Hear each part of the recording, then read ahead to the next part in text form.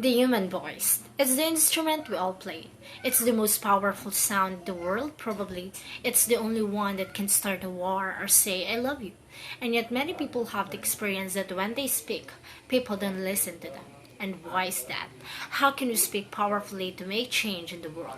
What I like to suggest, there are a number of habits that we need to move away from. I've assembled for your pleasure here 7 deadly sins of speaking. I'm not pretending this is an exhaustive list, but these 7 I think are pretty large habits that we can all fall into. First, gossip. Speaking ill of somebody who's not present, not a nice habit, and we know perfectly well the person gossiping 5 minutes later will be gossiping about us. Second, judging. We know people who are like this in conversation, and it's very hard to listen to somebody if you know that you're being judged and found wanting at the same time. Third, negativity. You can fall into this. My mother, in the last years of her life, became very, very negative, and it's hard to listen. I remember one day I said to her, "It's October 1st today," and she said, "I know. Isn't it dreadful?" It's hard to listen when somebody's that negative. And another form of negativity, complaining. Well, this is the national art of the UK. It's our national sport. We complain about the weather, sport, about politics, about everything. But actually, complaining is viral misery. It's not spreading sunshine and lightness in the world. Excuses. We've all met this guy. Maybe we've all been this guy. Some people have a blame thrower. They just pass it on to everybody else and don't take responsibility for their actions. And again, hard to listen to somebody who's being like that. Penultimate, the 6th of the 7. Embroidery, exaggeration. It demeans our language actually sometimes. For example, if I see something that really is awesome, what do I call it? And then, of course, this exaggeration becomes lying, and we don't want to listen to people we know are lying to us. And finally, dogmatism. The confusion of facts with opinions. When those two things get conflated, you're listening into the wind.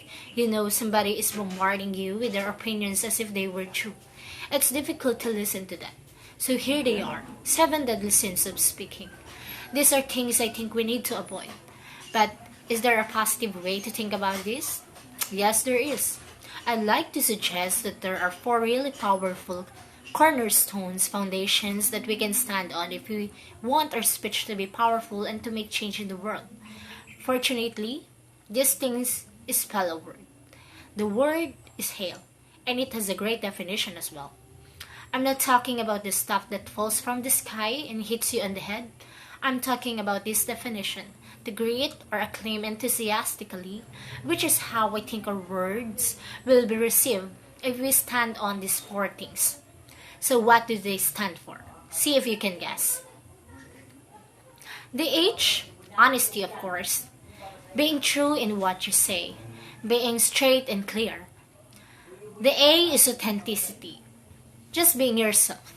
A friend of mine described it as standing in your own truth, which I think is a lovely way to put it. The I is integrity. Being your word. Actually doing what you say, and being somebody people can trust. And the L is love. I don't mean romantic love, but I do mean wishing people well for 2 reasons. First of all, I think absolute honesty may not be what we want. I mean, my goodness, you look ugly this morning. Perhaps that's not necessary. Tempered with love, of course, honesty is a great thing. But also, if you're really wishing somebody well, it's very hard to judge them at the same time. I'm not even sure you can do those 2 things simultaneously, so hail. Also, now that's what you say, and it's like the old song, it is what you say. It's also the way that you say it. You have an amazing toolbox. This instrument is incredible, and yet this is a toolbox that very few people have ever opened. I'd like to have a little roommate in there with you now, and just to pull a few tools out that you might like to take away and play with, which will increase the power of your speaking. Register, for example. Now, falsetto register may not be very useful most of the time, but there's a register in between. I'm not going to get very technical about this.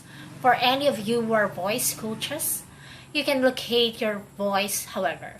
So if I talk up here in my nose, you can hear the difference. If I go down here in my throat, which is where most of us speak from the most of the time. But if you want weight, you need to go down here to the chest. You hear the difference? We vote for politicians with lower voices. It's true, because we associate depth with power and with authority. That's register. Then we have timbre. It's the way your voice feels. Again, the research shows that we prefer voices which are rich, smooth, warm, like hot chocolate. Well, if that's not you, that's not the end of the world. Because you can train. Go and get a voice coach. And there are amazing things you can do with breathing, with posture, and with exercises to improve the timbre of your voice. Then, prosody. I love prosody. This is the sing-song, the meta language that we use in order to impart meaning. It's root one for meaning and conversation. People who speak all on one note are really quite hard to listen to if they don't have any prosody at all. That's where the word monotonic comes from, or monotonous, monotone. Also, we have repetitive prosody now coming in, where every sentence ends as if it were a question when it's actually not a question. It's a statement. And if you repeat that one, it's actually restricting your ability to communicate through prosody, which I think is a shame. So let's try and break that habit. Pace. I can get very excited by saying something really quickly, or I can slow right down to emphasize. And at the end of that, of course, is our old friend silence. There's nothing wrong with a bit of silence in the talk, is there? We don't have to fill it with ums and us. It can be very powerful, of course, pitch often goes along with pace to indicate arousal. But you can do it just with pitch. Where did you leave my keys? Where did you leave my keys? So slightly different meaning in those two deliveries. And finally, volume. I can get really excited by using volume. Sorry about that if I started anybody, or I can have you really pay attention by getting very quiet. Some people broadcast the whole time. Try not to do that. That's called shotcasting.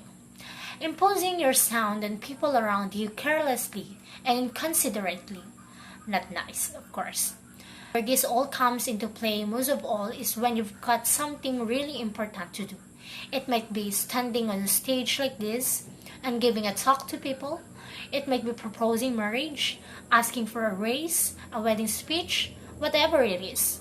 If it's really important, you owe it to yourself to look at this toolbox and the engine that it's going to work on.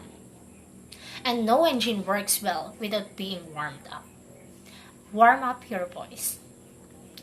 Actually, let me show you how to do that. Would you all like to stand up for a moment? I'm going to show you the 6 vocal warm-up exercises that I do before every talk I ever do. Anytime you're going to talk to anybody important, do this. First, arms up. Deep breath in and sigh out. Like that. One more time. Very good. Now, we're going to warm up our lips. And we're going to go ba, ba, ba, ba, ba, ba, ba, ba, ba. Very good. And now, brrr, just like when you were a kid. Brrr. Now, your lips should be exaggerated. La, la, la, la, la, la, la, la. Beautiful. You're getting really good at this. And then, roll an R. Rrr.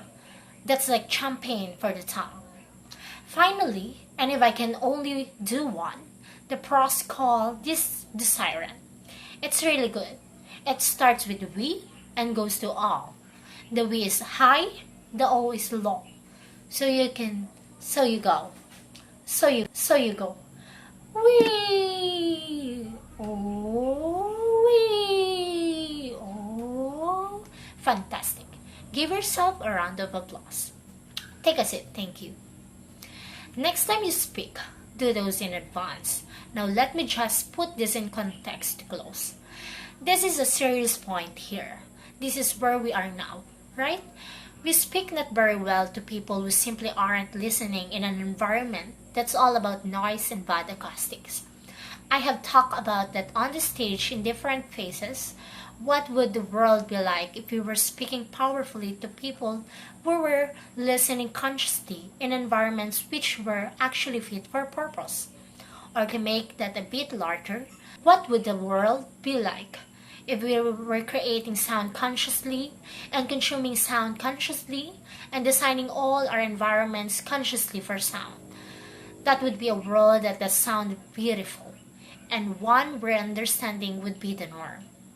And that is an idea worth spreading. Thank you.